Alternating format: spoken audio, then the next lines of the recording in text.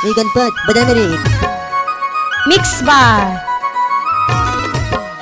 ओए होए।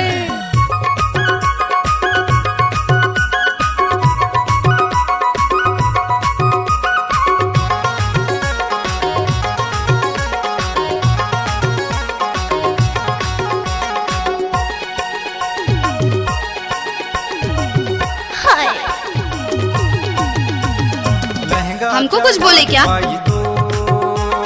लहंगा उठा ले बाई तो, लहंगा चढ़ा ले बाई तो, लहंगा उठा ले बाई तो।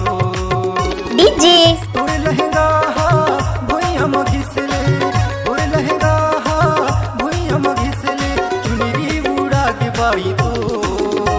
चल हट।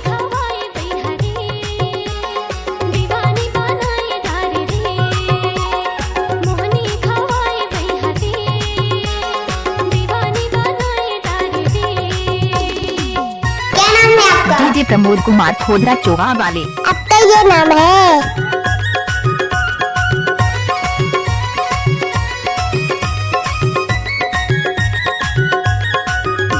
एक बार तो नाच के देख प्रमोद कुमार का मिक्स गाना। अच्छा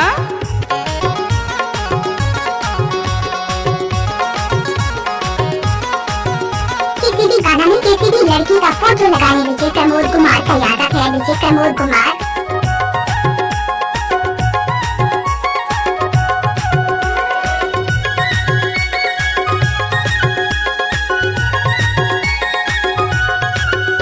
नाचो रे। तूरी कुंवारी मैं हा कुंवारा, काट जा तू चलाए। अलकरहा मत गोठिया। देख के तोरे चढ़ती जवानी, मन बैरी लाल चाहे। तूरी कुंवारी मैं हा कुंवारा, काट जा तू चलाए। देख के तोरे चढ़ती जवानी, मन बैरी लाल चाहे। तोरे लहंगा हा भुइया म घिसले, तोरे लहंगा हा भुइया म घिसले, चुनरी उड़ा के बाई तो, लहंगा उठा ले बाई हो, लहंगा चढ़ा ले। क्या टाइम लगता है ना वो।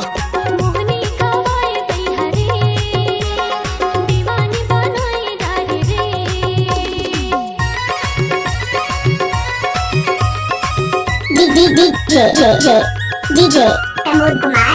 डीजे प्रमोद कुमार। ओए होए। हाय रे ऑर्केस्ट्रा बजा। त्रिपुरा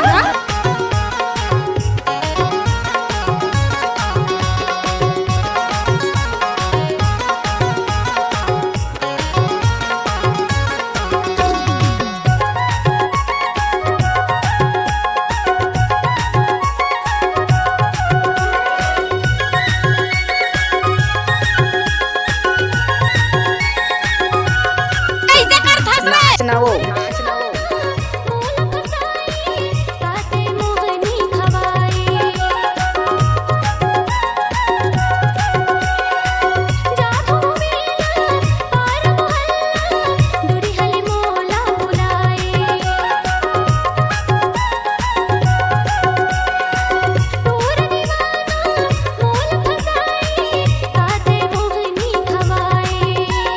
आप सुन रहे हैं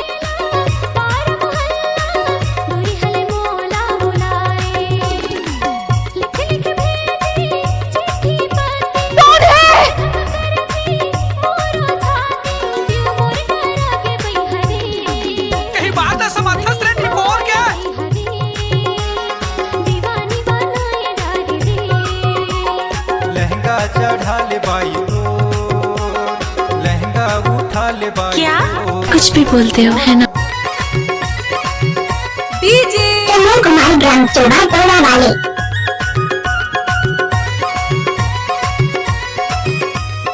वे डीजे वाले छोरे अपनी स्टाइल में बजाना। नाचने वाले के पास दम नहीं है तो डीजे वाले क्या करेंगे। अच्छा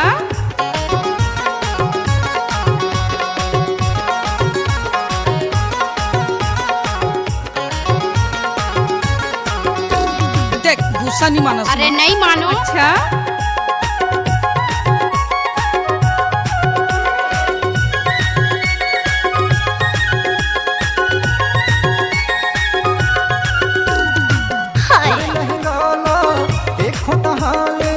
रतिया में नींद ला जगाए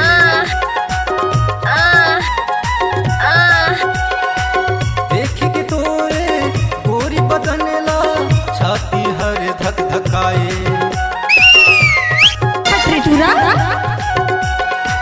तोरे लहंगा ला देखो तहाले रतिया में नींद ला जगाए देख के तोरे गोरी बदन ला छाती हर धक धकाए डीजे प्रमोद कुमार।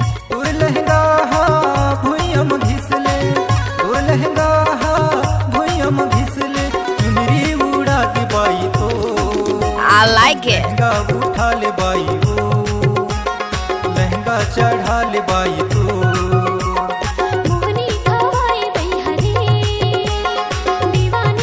डीजे तोर लहंगा भुइयम घिसले तोर लहंगा भुइयम घिसले चुनरी उड़ा के बाई तो लहंगा चढ़ा ले बाई तो लहंगा उठा ले बाई तो